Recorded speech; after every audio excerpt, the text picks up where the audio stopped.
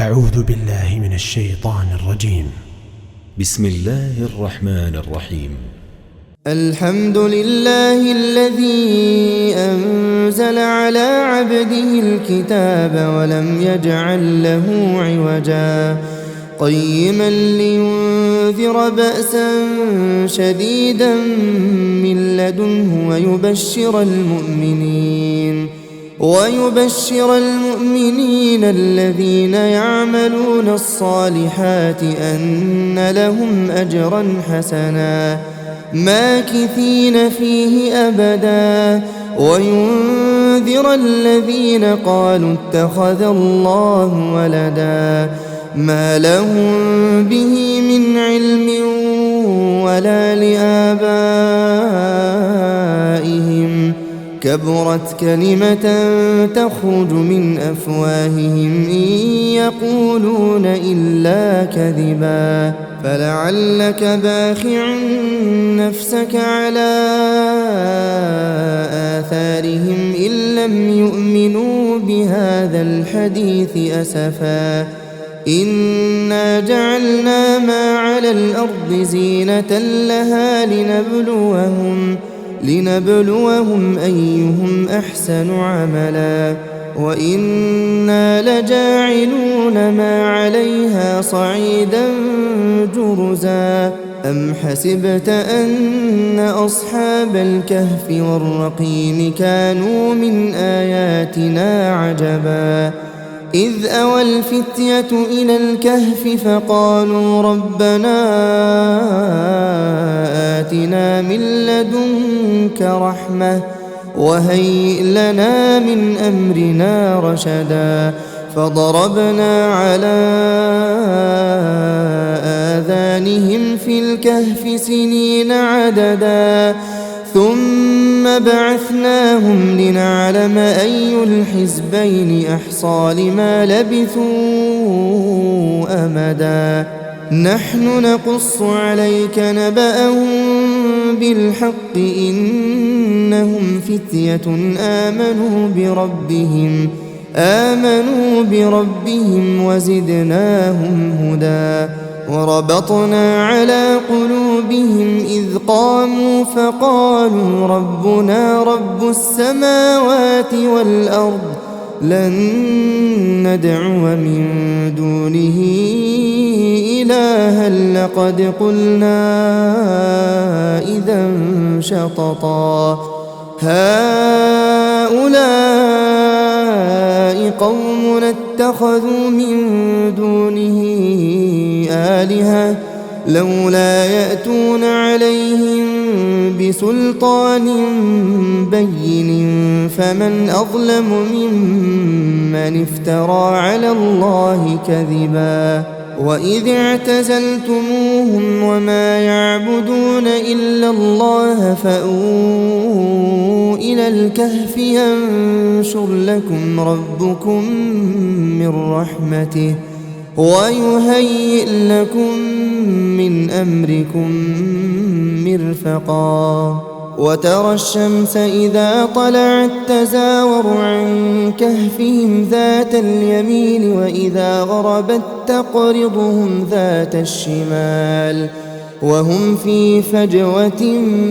منه ذلك من آيات الله من يهد الله فهو المهتد ومن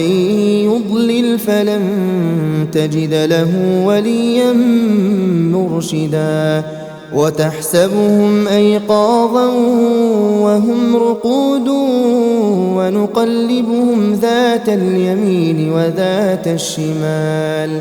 وكلبهم باسط ذراعيه بالوصيد لو اطلعت عليهم لوليت منهم فرارا ولملئت منهم رعبا وكذلك بعثناهم ليتساءلوا بينهم قال قائل منهم كم لبثتم قالوا لبثنا يوما أو بعض يوم قالوا ربكم أعلم بما لبثتم فابعثوا أحدكم بورقكم هذه إلى المدينة فلينظر أيها أزكى طعاما فليأتكم برزق منه وليتلطف ولا يشعرن بكم أحدا إنهم إن يظهروا عليكم يرجموكم أو يعيدوكم في ملتهم ولن تفلحوا إذا أبدا وكذلك أعثرنا عليهم ليعلموا أن وعد الله حق وأن الساعة لا ريب فيها إذ يتنازعون بينهم أمرهم فقالوا بنوا عليهم بنيانا ربهم أعلم بهم قال الذين غلبوا على أمرهم لنتخذن عليهم مسجدا سيقولون ثلاثة رابعهم كلبهم ويقولون خمسة سادسهم كلبهم رجما بالغيب ويقولون سبعة وثامنهم كلبهم قل ربي أعلم بعدتهم ما يعلمهم إلا قليل فلا تمار فيهم إلا مراء ظاهرا ولا تستفت فيهم منهم أحدا ولا تقولن لشيء إني فاعل ذلك غدا إلا أن يشاء الله واذكر ربك إذا نسيت وقل عسى أن يهديني ربي لأقرب من هذا رشدا ولبثوا في كهفهم 300 سنين وازدادوا 9 قل الله أعلم بما لبثوا له غيب السماوات والأرض أبصر به وأسمع ما لهم من دونه من ولي ولا يشرك في حكمه أحدا واتل ما أوحي إليك من كتاب ربك لا مبدل لكلماته ولن تجد من دونه ملتحدا واصبر نفسك مع الذين يدعون ربهم بالغداة والعشي يريدون وجهه ولا تعد عيناك عنهم تريد زينة الحياة الدنيا ولا تطع من أغفلنا قلبه عن ذكرنا واتبع هواه وكان أمره فرطا وقل الحق من ربكم فمن شاء فليؤمن ومن شاء فليكفر إنا أعتدنا للظالمين نارا أحاط بهم سرادقها وإن يستغيثوا يغاثوا بماء كالمهل يشوي الوجوه بئس الشراب وساءت مرتفقا إن الذين آمنوا وعملوا الصالحات إنا لا نضيع أجر من أحسن عملا أولئك لهم جنات عدن تجري من تحتهم الأنهار يحلون فيها من أساور من ذهب ويلبسون ثيابا خضرا من سندس واستبرق متكئين فيها على الأرائك نعم الثواب وحسنت مرتفقا. واضرب لهم مثل الرجلين جعلنا لأحدهما جنتين من أعناب وحففناهما بنخل وجعلنا بينهما زرعا كلتا الجنتين آتت أكلها ولم تظلم منه شيئا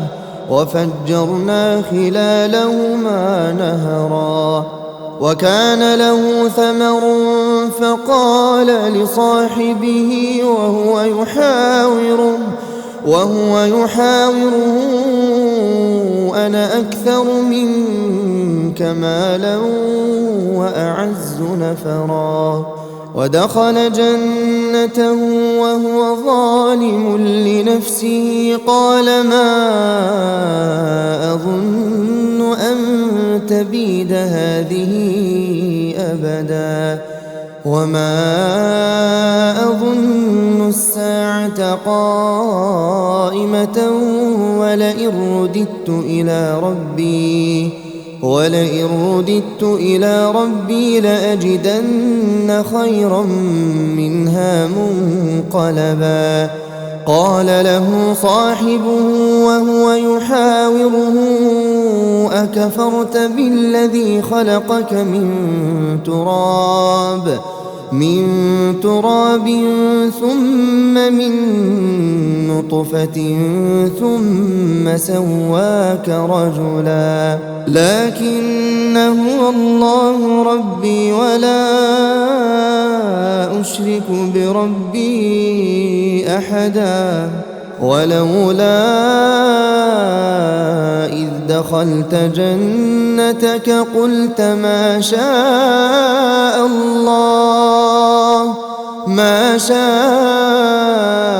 الله لا قوة إلا بالله إن ترني أنا أقل منك مالا وولدا فعسى ربي أن يؤتيني خيرا من جنتك ويرسل عليها حسبانا من السماء فتصبح صعيدا زلقا أو يصبح ماؤها غورا فلن تستطيع له طلبا. وأحيط بثمره فأصبح يقلب كفيه على ما أنفق فيها وهي خاوية على عروشها ويقول يا ليتني لم أشرك بربي أحدا. ولم تكن له فئة ينصرونه من دون الله وما كان منتصرا. هنالك الولاية لله الحق هو خير ثوابا وخير عقبا. واضرب لهم مثل الحياة الدنيا كماء إن أنزلناه من السماء فاختلط به نبات الأرض فأصبح هشيما تذروه الرياح وكان الله على كل شيء مقتدرا. المال والبنون زينة الحياة الدنيا والباقيات الصالحات خير عند ربك ثوابا وخير أملا. ويوم نسير الجبال وترى الأرض بارزة وحشرناهم فلم نغادر منهم أحدا وعرضوا على ربك صفا لقد جئتمونا كما خلقناكم أول مرة بل زعمتم أن لن نجعل لكم موعدا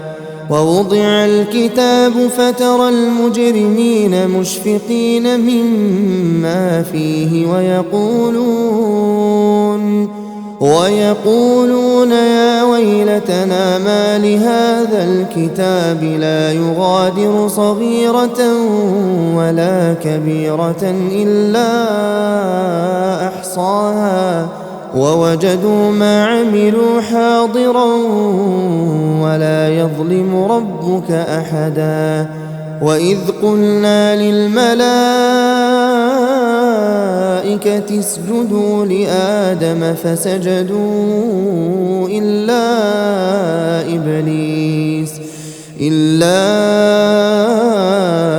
إبليس كان من الجن ففسق عن أمر ربه أفتتخذونه وذريته أولياء من دوني وهم لكم عدو بئس للظالمين بدلا ما أشهدتهم خلق السماوات والأرض ولا خلق أنفسهم وما كنت متخذ المضلين عضدا ويوم يقول نادوا شركائي الذين زعمتم فدعوهم فلم يستجيبوا لهم وجعلنا بينهم موبقا ورأى المجرمون النار فظنوا أنهم مواقعوها ولم يجدوا عنها مصرفا ولقد صرفنا في هذا القرآن للناس من كل مثل وكان الإنسان أكثر شيء جدلا وما منع الناس أن يؤمنوا إذ جاءهم الهدى ويستغفروا ربهم إلا أن تأتيهم سنة الأولين أو يأتيهم العذاب قبلا وما نرسل المرسلين إلا مبشرين ومنذرين ويجادل الذين كفروا بالباطل ليدحضوا به الحق واتخذوا آياتي وما أنذروا هزوا ومن أظلم ممن ذكر بآيات ربه فأعرض عنها ونسي ما قدمت يداه إنا جعلنا على قلوبهم أكنة أن يفقهوه وفي آذانهم وقرا وإن تدعهم إلى الهدى فلن يهتدوا إذن أبدا وربك الغفور ذو الرحمة لو يؤاخذهم بما كسبوا لعجل لهم العذاب بل لهم موعد لن يجدوا من دونه موئلا وتلك القرى أهلكناهم لما ظلموا وجعلنا لمهلكهم موعدا وإذ قال موسى لفتاه لا أبرح حتى أبلغ مجمع البحرين حتى أبلغ مجمع البحرين أو أمضي حقبا فلما بلغا مجمع بينهما نسيا حوتهما فاتخذ سبيله في البحر سربا فلما جاوزا قال لفتاه آتنا غداءنا لقد لقينا من سفرنا هذا نصبا قال أرأيت إذ أوينا إلى الصخرة فإني نسيت الحوت وما أنسانيه إلا الشيطان أن أذكره واتخذ سبيله في البحر عجبا قال ذلك ما كنا نبغي فارتدا على آثارهما قصصا فوجدا عبدا من عبادنا آتيناه رحمة من عندنا وعلمناه من لدنا علما قال له موسى هل أتبعك على أن تعلمني مما علمت رشدا قال إنك لن تستطيع معي صبرا وكيف تصبر على ما لم تحط به خبرا قال ستجدني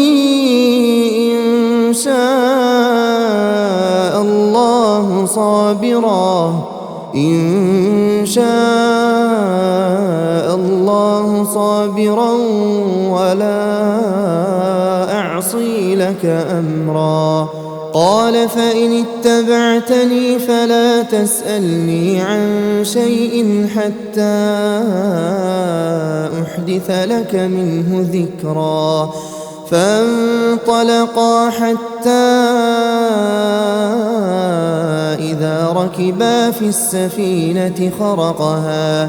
قال أخرقتها لتغرق أهلها لقد جئت شيئا إمرا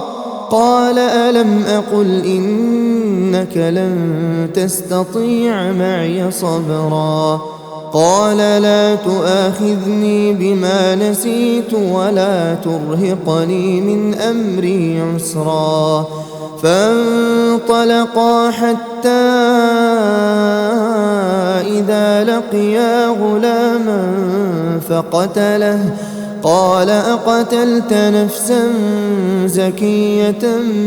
بغير نفس لقد جئت شيئا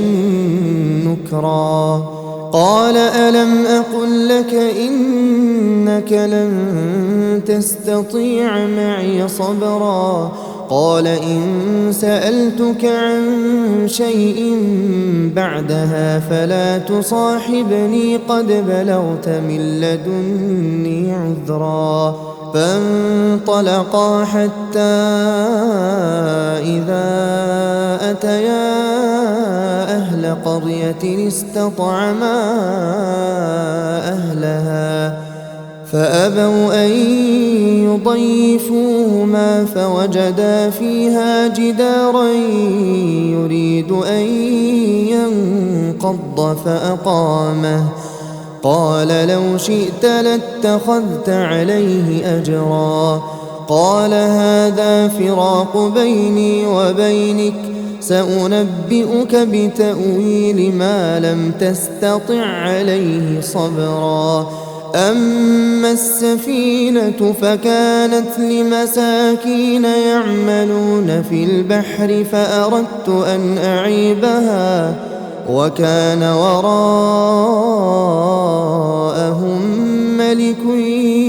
يأخذ كل سفينة غصبا وأما الغلام فكان أبواه مؤمنين فخشينا أن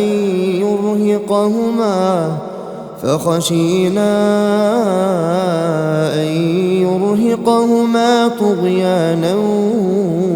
وكفرا فأردنا أن يبدلهما ربهما خيرا منه زكاة وأقرب رحما وأما الجدار فكان لغلامين يتيمين في المدينة وكان تحته كنز لهما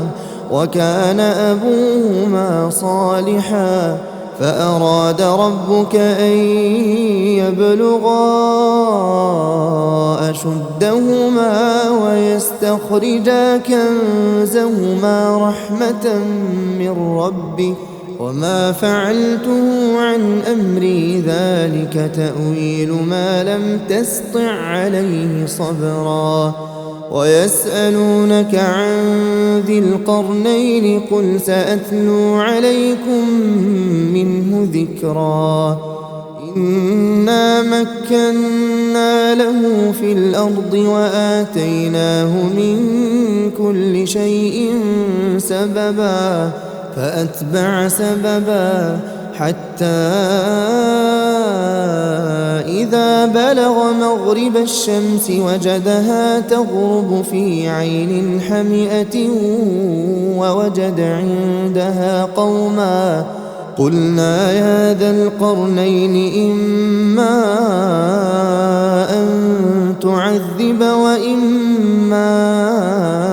أن تتخذ فيهم حسنا قال أما من ظلم فسوف نعذبه ثم يرد إلى ربه فيعذبه عذابا نكرا وأما من آمن وعمل صالحا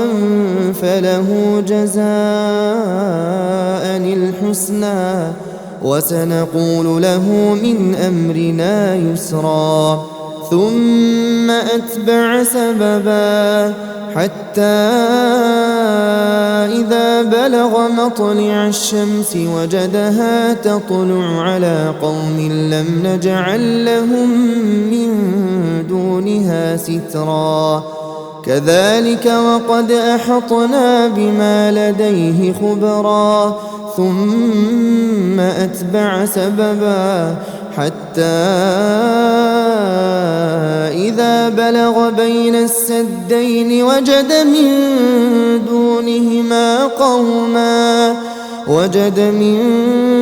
دونهما قوما لا يكادون يفقهون قولا قالوا يا ذا القرنين إن يأجوج ومأجوج مفسدون في الأرض فهل نجعل لك خرجا على أن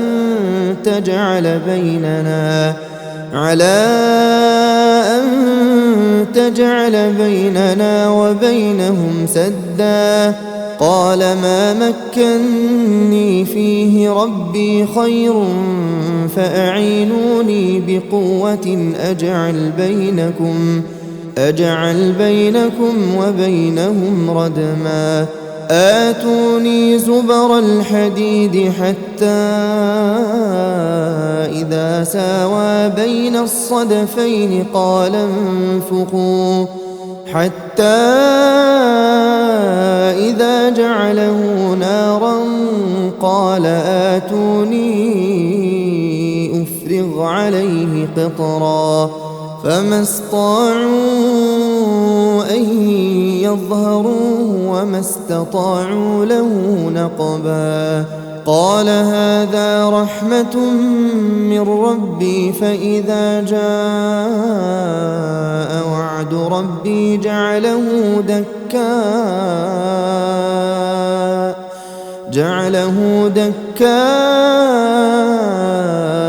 وكان وعد ربي حقا وتركنا بعضهم يومئذ يموج في بعض ونفخ في الصور فجمعناهم جمعا وعرضنا جهنم يومئذ للكافرين عرضا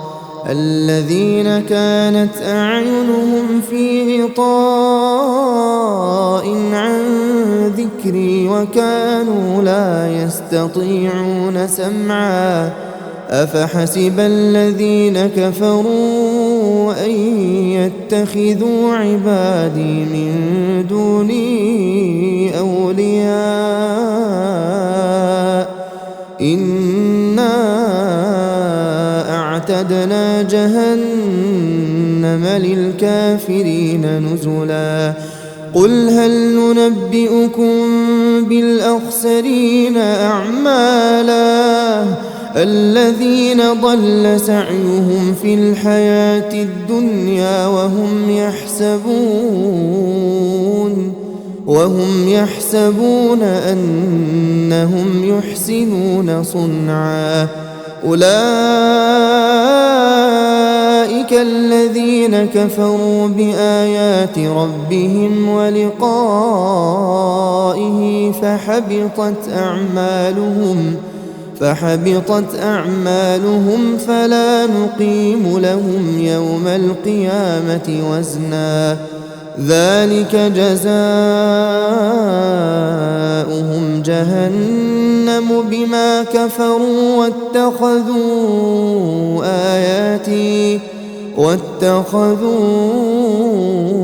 آياتي ورسلي هزوا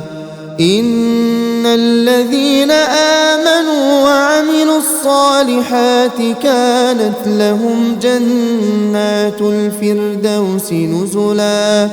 خالدين فيها لا يبغون عنها حولا قل لو كان البحر مدادا لكلمات ربي لنفد البحر قبل أن تنفد كلمات ربي ولو جئنا بمثله مددا قل إنما أنا بشر مثلكم يوحى إلي أنما إلهكم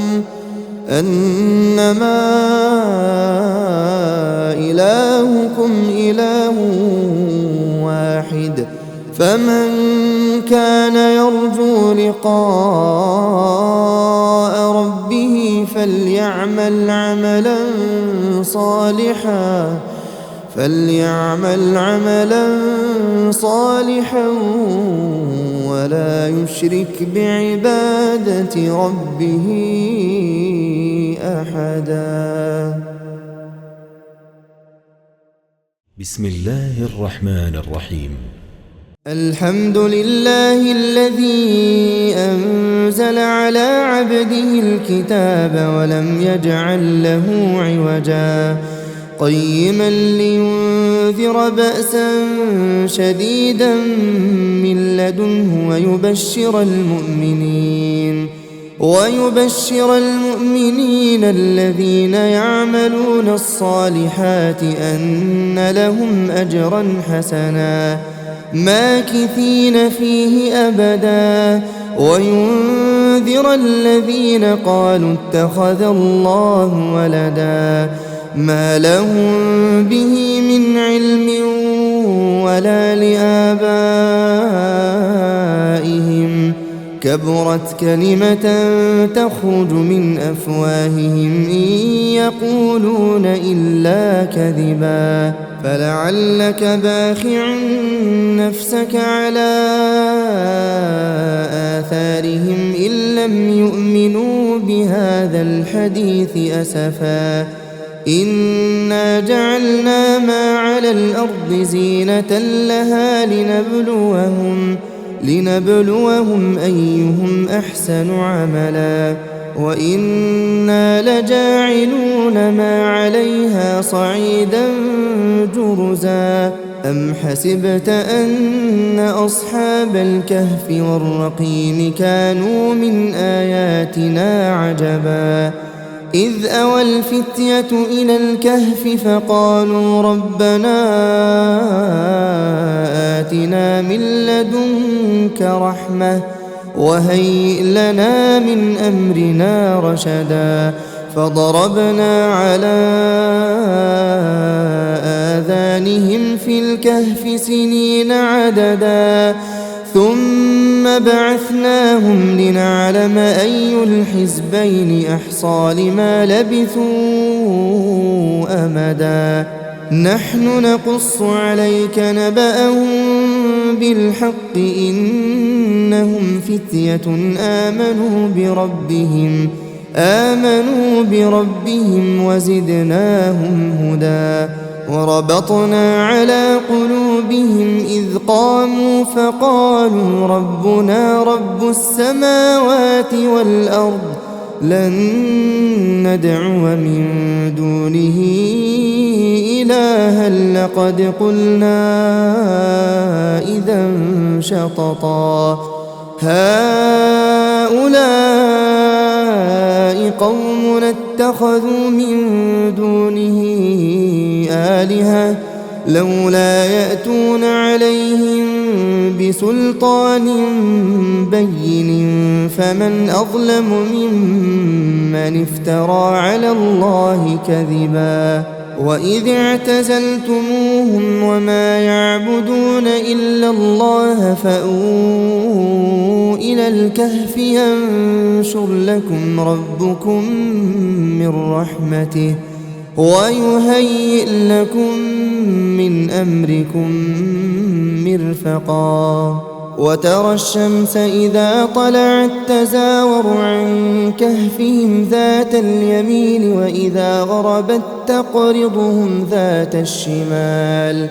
وهم في فجوة منه ذلك من آيات الله من يهد الله فهو المهتد ومن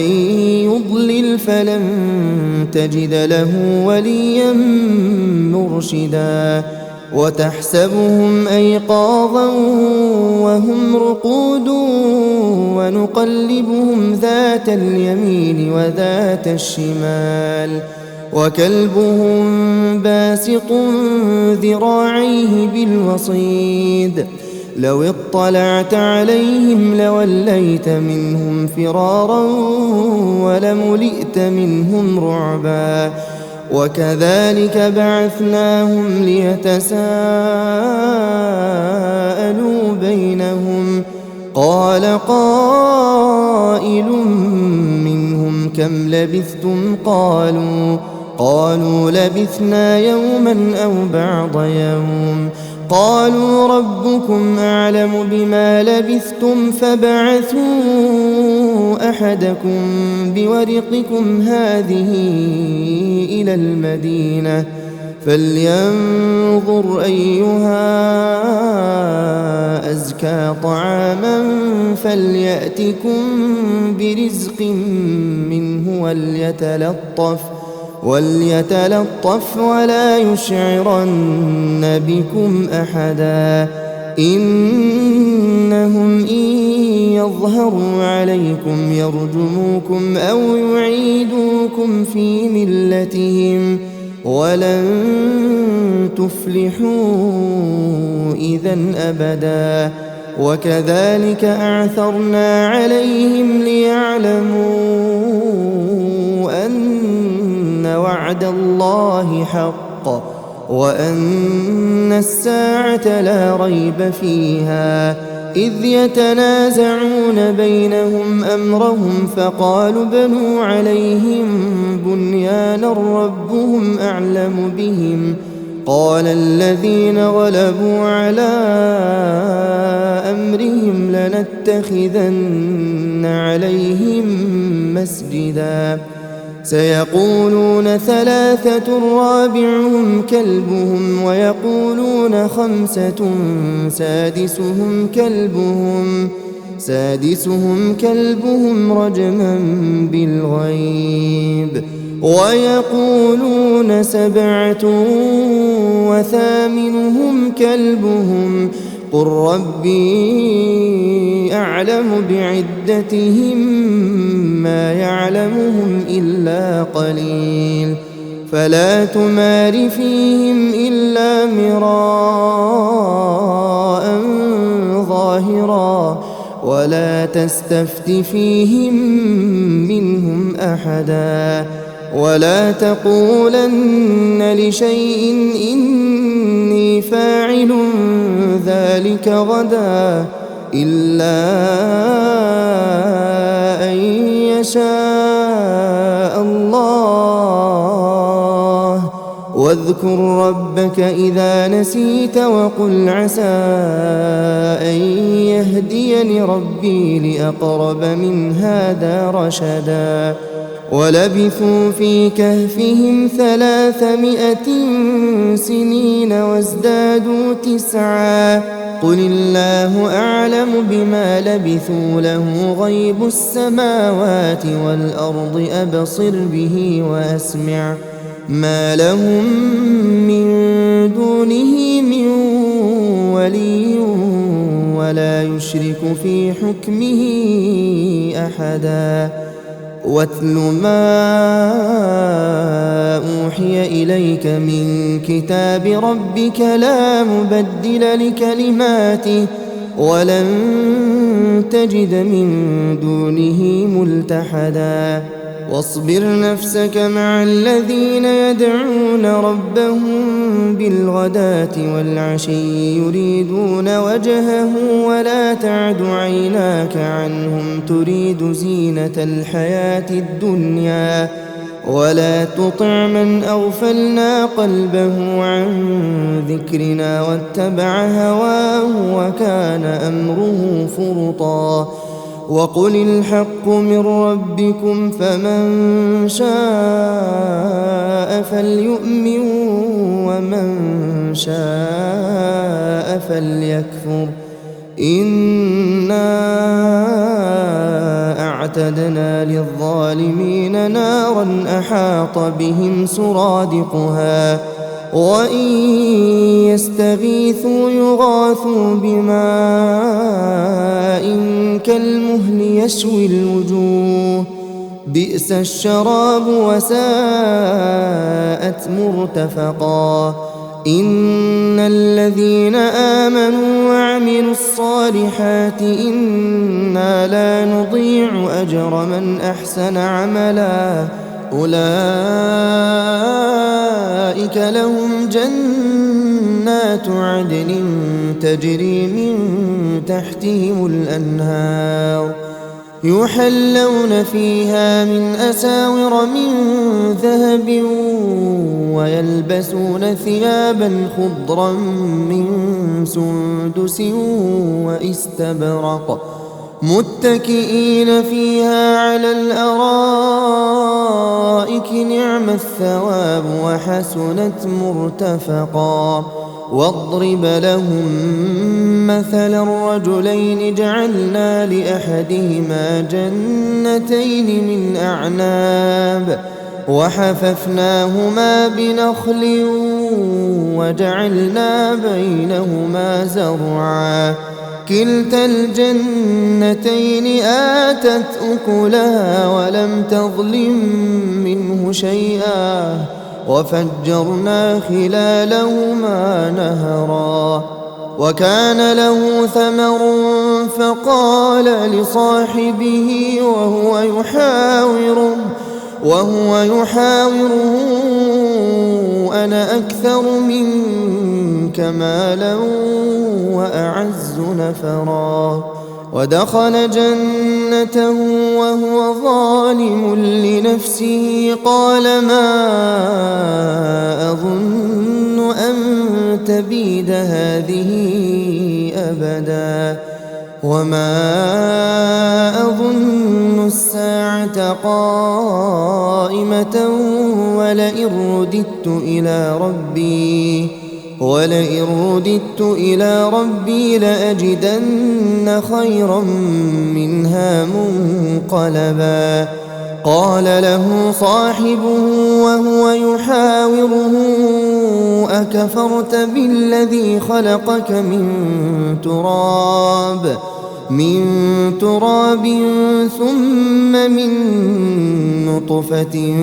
ثم سواك رجلا لكن هو الله ربي ولا أشرك بربي أحدا ولولا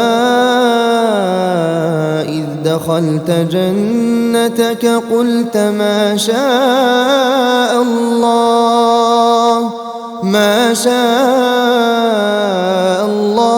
لا قوة إلا بالله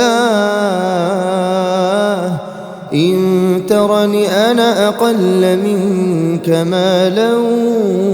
وولدا فعسى ربي أن يؤتيني خيرا من جنتك ويرسل عليها حسبانا من السماء فتصبح صعيدا زلقا أو يصبح ماؤها غورا فلن تستطيع له طلبا وأحيط بثمره فأصبح يقلب كفيه على ما أنفق فيها وهي خاوية على عروشها ويقول يا ليتني لم أشرك بربي أحدا ولم تكن له فئة ينصرونه من دون الله وما كان منتصرا هنالك الولاية لله الحق هو خير ثوابا وخير عقبا واضرب لهم مثل الحياة الدنيا كماء إن أنزلناه من السماء فاختلط به نبات الأرض فأصبح هشيما تذروه الرياح وكان الله على كل شيء مقتدرا المال والبنون زينة الحياة الدنيا والباقيات الصالحات خير عند ربك ثوابا وخير أملا ويوم نسير الجبال وترى الأرض بارزة وحشرناهم فلم نغادر منهم أحدا وعرضوا على ربك صفا لقد جئتمونا كما خلقناكم أول مرة بل زعمتم أن لن نجعل لكم موعدا ووضع الكتاب فترى المجرمين مشفقين مما فيه ويقولون يا ويلتنا ما لهذا الكتاب لا يغادر صغيرة ولا كبيرة إلا أحصاها ووجدوا ما عملوا حاضرا ولا يظلم ربك أحدا وإذ قلنا للملائكة اسجدوا لآدم فسجدوا إلا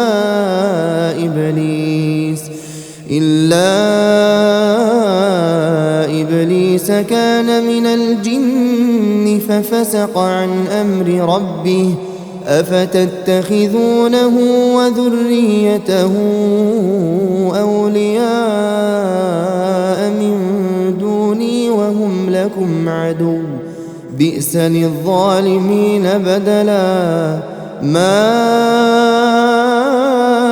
أشهدتهم خلق السماوات والأرض ولا خلق أنفسهم وما كنت متخذ المضلين عضدا ويوم يقول نادوا شركائي الذين زعمتم فدعوهم فلم يستجيبوا لهم وجعلنا بينهم موبقا ورأى المجرمون النار فظنوا أنهم مواقعوها ولم يجدوا عنها مصرفا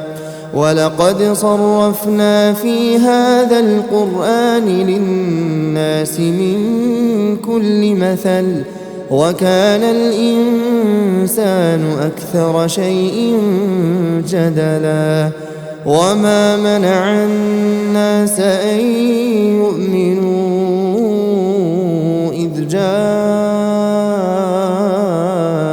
الهدى ويستغفروا ربهم إلا أن تأتيهم سنة الأولين أو يأتيهم العذاب قبلا وما نرسل المرسلين إلا مبشرين ومنذرين ويجادل الذين كفروا بالباطل ليدحضوا به الحق واتخذوا آياتي وما أنذروا هزوا ومن أظلم ممن ذكر بآيات ربه فأعرض عنها ونسي ما قدمت يداه إنا جعلنا على قلوبهم أكنة أن يفقهوه وفي آذانهم وقرا وإن تدعهم إلى الهدى فلن يهتدوا إذن أبدا وربك الغفور ذو الرحمة لو يؤاخذهم بما كسبوا لعجل لهم العذاب بل لهم موعد لن يجدوا من دونه موئلا وتلك القرى أهلكناهم لما ظلموا وجعلنا لمهلكهم موعدا وإذ قال موسى لفتاه لا أبرح حتى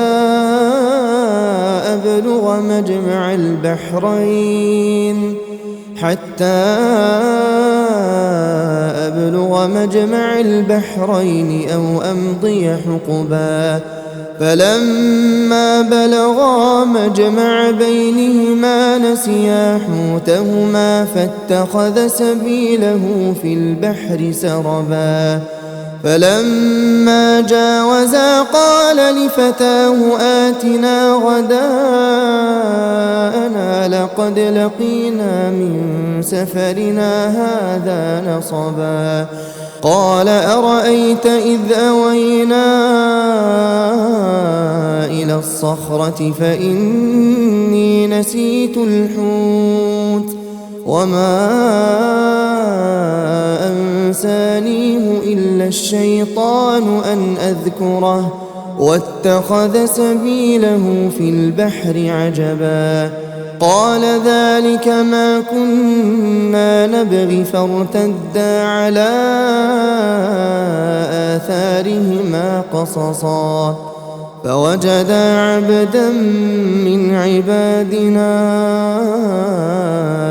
آتيناه رحمة من عندنا وعلمناه من لدنا علما قال له موسى هل أتبعك على أن تعلمني مما علمت رشدا قال إنك لن تستطيع معي صبرا وكيف تصبر على ما لم تحط به خبرا قال ستجدني إن شاء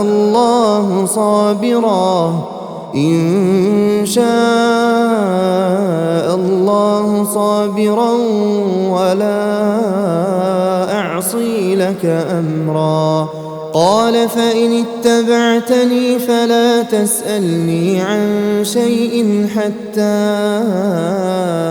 أحدث لك منه ذكرا. فانطلقا حتى إذا ركبا في السفينة خرقها قال أخرقتها لتغرق أهلها لقد جئت شيئا إمرا. قال ألم أقل إنك لن تستطيع معي صبرا. قال لا تؤاخذني بما نسيت ولا ترهقني من أمري عسرا. فانطلقا حتى إذا لقيا غلاما فقتله قال أقتلت نفسا زكية بغير نفس لقد جئت شيئا نكرا. قال ألم أقل لك إنك لن تستطيع معي صبرا. قال إن سألتك عن شيء بعدها فلا تصاحبني قد بلغت من لدني عذرا. فانطلقا حتى إذا أتيا أهل قرية استطعما أهلها فأبوا أن يضيفوهما فوجدا فيها جدارا يريد أن ينقض فأقامه. قال لو شئت لاتخذت عليه أجرا. قال هذا فراق بيني وبينك سأنبئك بتأويل ما لم تستطع عليه صبرا. أما السفينة فكانت لمساكين يعملون في البحر فأردت أن أعيبها وكان وراءهم ملك يأخذ كل سفينة غصبا. وأما الغلام فكان أبواه مؤمنين فخشينا أن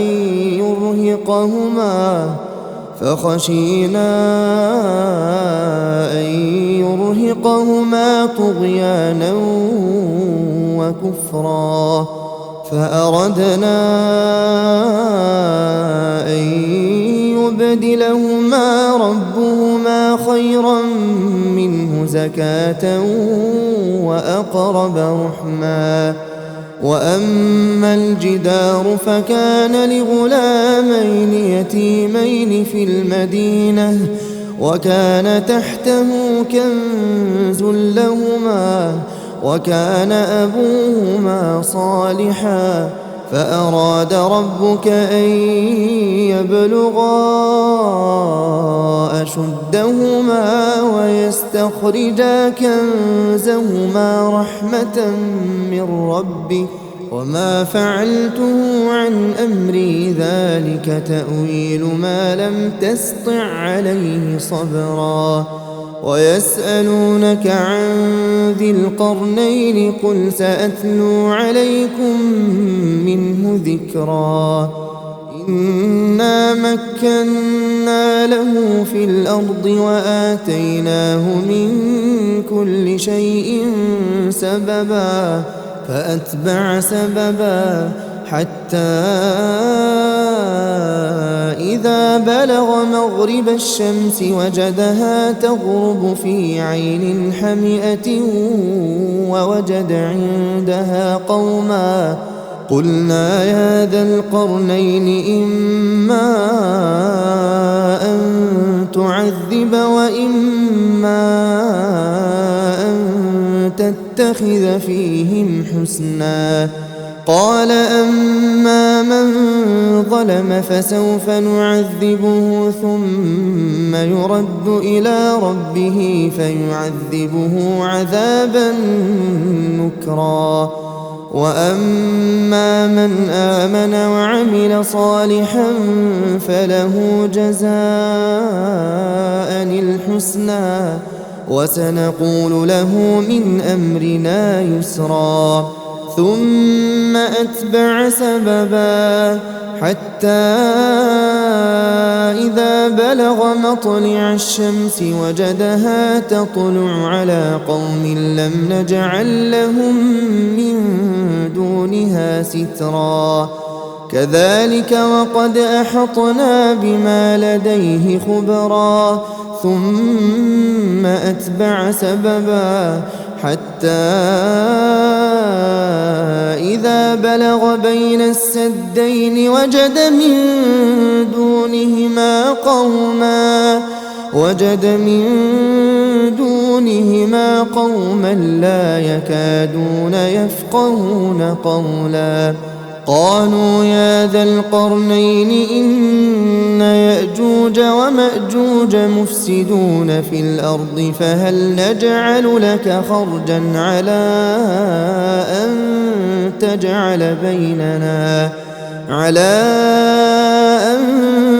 تجعل بيننا وبينهم سدا قال ما مكني فيه ربي خير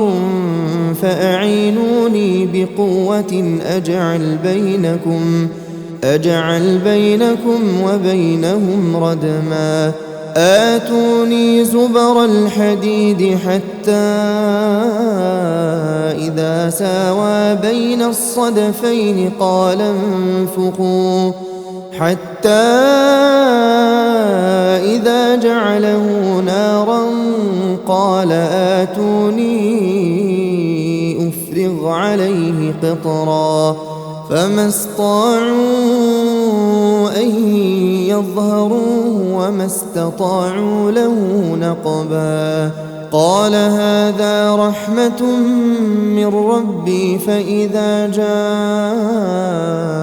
وعد ربي جعله دكاء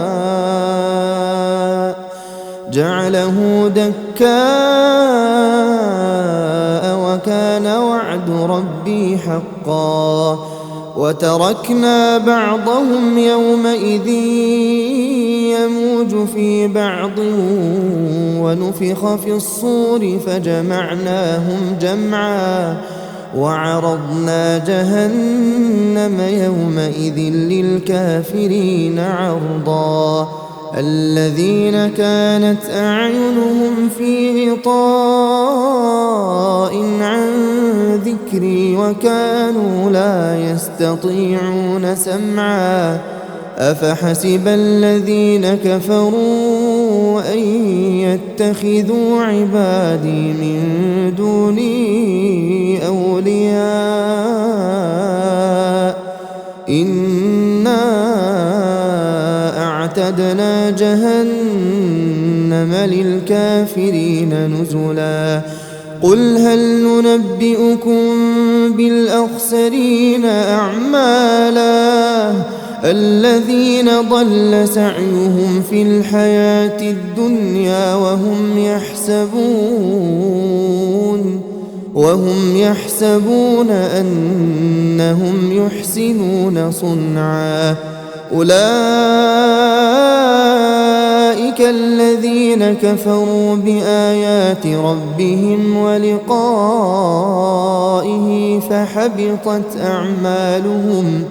فحبطت أعمالهم فلا نقيم لهم يوم القيامة وزنا ذلك جزاؤهم جهنم بما كفروا واتخذوا آياتي ورسلي هزوا إن الذين آمنوا وعملوا الصالحات كانت لهم جنات الفردوس نزلا خالدين فيها لا يبغون عنها حولا قل لو كان البحر مدادا لكلمات ربي لنفد البحر قبل أن تنفد كلمات ربي ولو جئنا بمثله مددا قل إنما أنا بشر مثلكم يوحى إلي أنما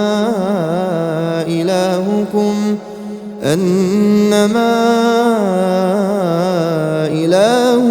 إله واحد فمن كان يرجو لقاء ربه فليعمل عملا صالحا ولا يشرك بعبادة ربه أحدا.